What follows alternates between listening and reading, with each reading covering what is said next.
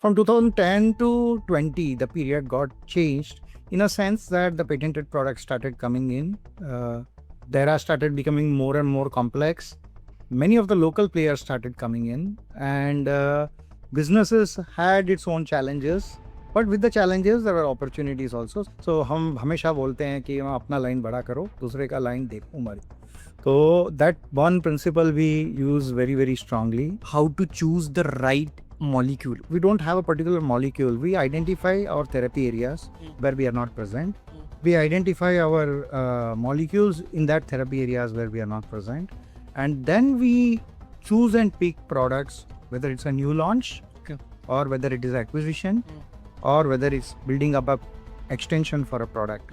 So unless the indications are separate, we don't actually launch a product. In India, every year 60,000 generic brands launch. Okay. How a Indian company should choose a molecule that I will go with this?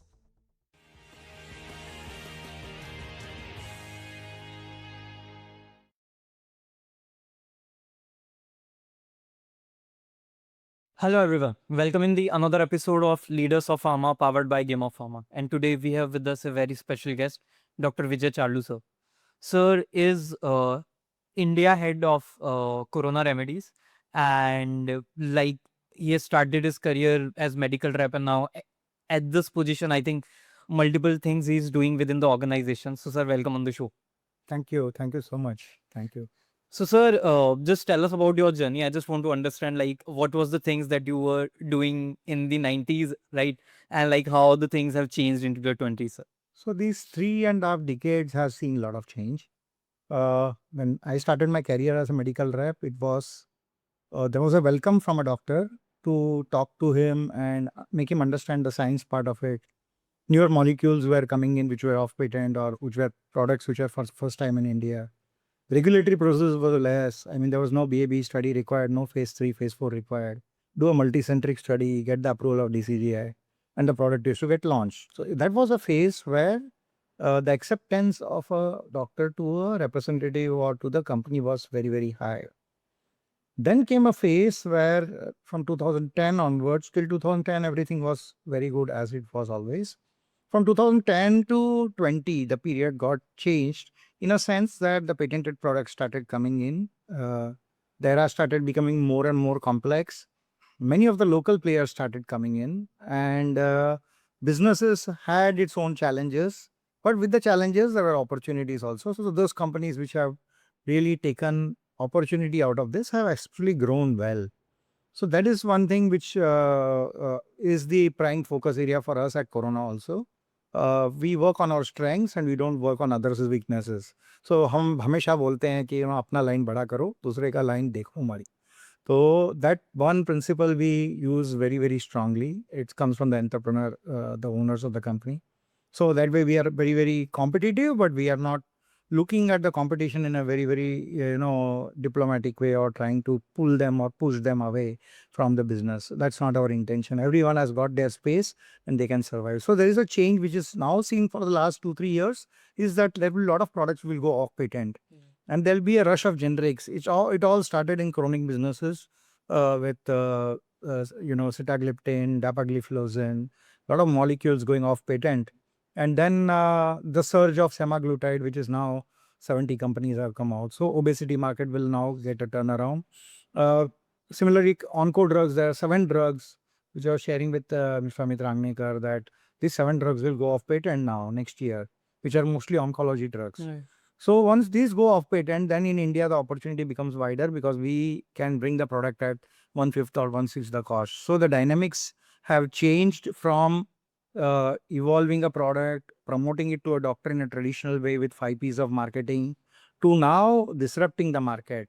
So whoever disrupts the market maximum is the guy who gets the share out of it. Second, who is the first mover gets the advantage out of it. Third, the brands which have become bigger actually generate more revenues than the brands which have launched recently because there is always a pull factor for a brand.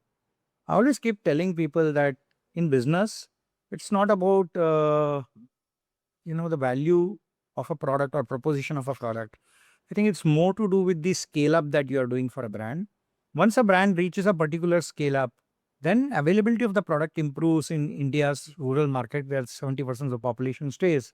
Then automatically your prescriptions don't get substituted, so your product gets full value proposition. So from the product, building up the product, making it a mega brand, and from the mega brand, generating more value proposition, creating newer indications. These are some new things that you can do with your older molecules. But when it comes to newer molecules, there has to be competitive edge and there has to be a disruption in the market to actually grow.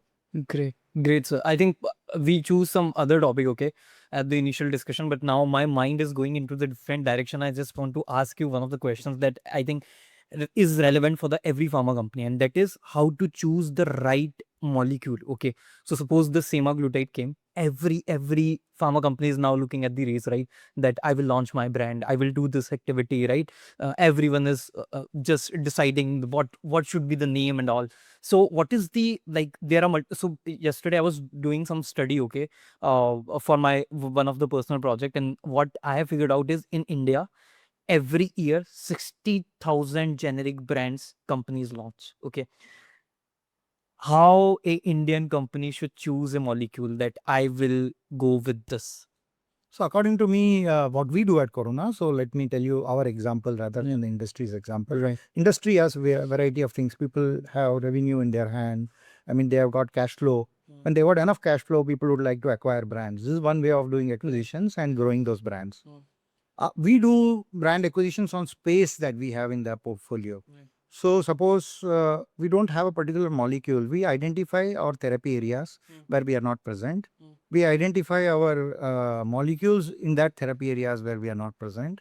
And then we choose and pick products, whether it's a new launch or whether it is acquisition or whether it's building up a extension for a product. So unless the indications are separate, we don't actually launch a product.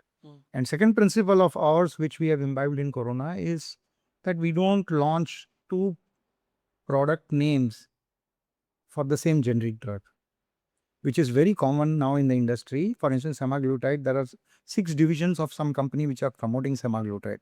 So there'll be rat race amongst the divisions because it's very easy to identify our own sales.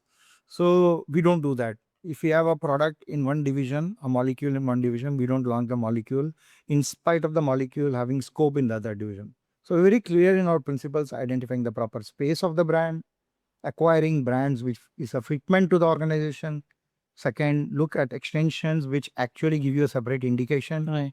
And also a principle that we should not overplay with the brand through different divisions. A doctor is single. Right. And when he is promoted by a multi-brand company with the same molecule, he gets confused what to write and what not to write. And if I just sum it up, it's the space of a molecule in a brand portfolio that you have.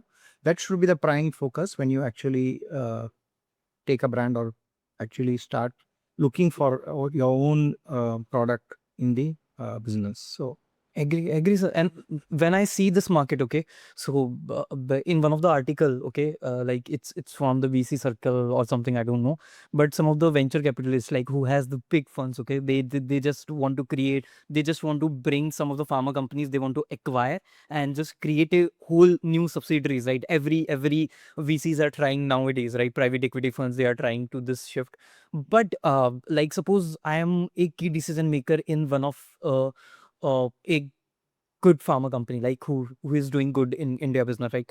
What are the top 3 things that I should see while doing acquisitions, okay? And when we were doing this tea conversation, okay, in the back, I saw, I just listened whatever that you are like saying at that time. So I just want to know, understand those 3 points from. So let me tell you, the acquisitions are of two kinds. Right. One is acquiring an organization or a company. Second is acquiring a particular division of a company. And third is acquiring brands from a company. So there are 3 acquisitions which happen in the industry normally. And the fourth is in licensing. In all these 4 parameters, if you see, according to me, as I told you always, that first thing is the fitment. Second is a culture. So if I'm going to acquire a pharma company, I should know the culture of that company. I should know the people, the way they work in that company. I can't acquire a company which is very, very different than the culture of my organization, because then the DNAs would not match. And when DNAs don't match, it takes long number of years to actually integrate. And Just for the sake of building volumes, you can't be crazy going in the market and buying everything that's available in the market shelf. I mean, we should be very clear on what to buy and what not to buy, which we do in our normal personal lives. What is necessity has to be bought. What is fad need not be brought. So we believe totally in that, and culture is very important. That's why till now, as an organization, we have never taken organizations. We have not bought companies. We only bought brands, and those brands are the fitment brands, which is not there in my portfolio, and hence that works well. So if I talk about Corona Remedies, that's how we keep searching for our brands. So the recent example is Vocadin, which we have acquired, and Vocadin, we have a space because we don't have antibacterials in our portfolio. So when we acquire a brand like antibacterials, and we know the coverage is also very, very important. So am I covering the right specialty for the brand to be promoted to the doctor? That's also very important. Suppose I have brought a brand which is an onco brand and I don't cover oncologists. So I'll have to create a separate team, build the business, and then scale up, which is a difficult process. But suppose I have an existing team which is already covering multi-specialty, Right. and I bring a brand from that team which covers those specialities, then it becomes easier for your brand to succeed. As far as the investors are concerned, I mean the investment bankers or the VCs that you're talking about, the vision is very, very clear for them. They are revenue builders basically. Right. They work on volume of business, Right. and they not that they are not focused on the business. They have expertise in the domain, and that's why they have built companies like KKR Yeah. and a lot of other companies which have done recently. Yeah. So, but of all the things, I think value creation is something which is a part of the business. Right. The business can't survive without that. But in culture creation is very, very important. So if the culture is built properly, and it can be built only when you have a particular DNA in that organization. So if you're buying a company which has a DNA, you can't buy any other company or a product doesn't fit the DNA of the particular organization. So you can't just build volumes and then feel that, okay, this is what I'm going to build in 3 years' time. Right. And then look for a partner. So that's not the way business runs. If it runs, certainly it's also a testing time for the pharma industry as such, because the traditional pharma marketing Right. and the VC enabled pharma marketing is a different ball game altogether. It's about finances there. It's about building businesses, and here it is about people, processes, products, all this. So the traditional way of marketing still survives.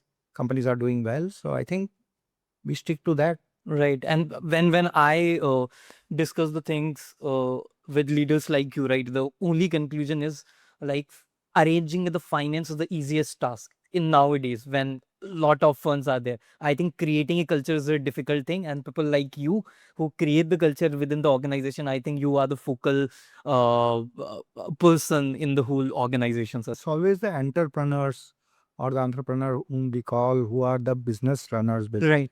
If they don't focus on the business, Right. business will never survive. So if you are an owner of an organization and you believe there are companies which are run by professionals as well, it's not that, but they have reached a season. They have reached a size. So when they reach a size, then it's very easy for you to actually hand over your reins to someone else. But when you are a mid-sized company and you want to grow and you are initiators in certain platforms of building business, then the owner-centricity becomes very important. They have to be equally aggressive, and they have to be focused on the business for a long number of years. And second, they should also have a backup plan, whether it's from their own families or it's within the organizations. Because the culture doesn't get created from people keep coming from outside. Right. Everyone brings their own culture along with it. So organizations need to look at that also. So in some CEO interview, I was just saying, when some leading HR firm who recruits only CEOs and above, was talking about what is important for the organization. They say that it is not the business that they have built or the value proposition that they have brought to the table.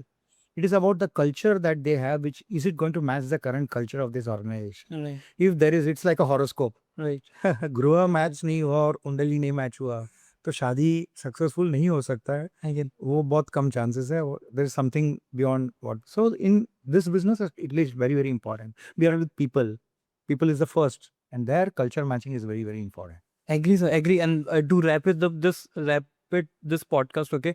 I just want to mention that in the one of the last company where I was working, okay, we were just working on a project that was related to founders mentality. Okay, so they goes to the VPs, okay, senior vice president, vice presidents, okay, directors, and they just want to understand what's the founders mentality, and is it still in the people of that organization at the higher hierarchy, and this whole principle justifies that where this organization will be in the next 10 or 20 years. Perfect. So I think it's a great example that you have mentioned, and I think it's the same. When we went for the road shows for the before the IPO, we normally go for the road shows. Yeah. We met all the bankers, Right. from the top banker to everyone in the investment business. Right. We did 88 road shows totally. In this road shows, we were very, very clear on what the culture of the organization. Figures are always available on the public domain. Right. So any banker who want to invest in your business knows your figures for the last 5 years and next 5 years. Right. What is more important is, does he know about the culture of the organization? Right. We have gone and spoken about the culture that we have. Our attrition rates are low. People are bonded to the company. The owner's mentality is there in the employees. When the owner's mentality is there in the employees flourish. Right. And the companies also flourish. Right. So both the ways people are happy. I think that's very, very important. Culture is very important in business. Yeah. So thank you so much, sir, for being on this show. I really enjoyed the session. Thanks a lot. And congrats on the IPO side, sir. Thanks a lot. Thank you so much. Thank you.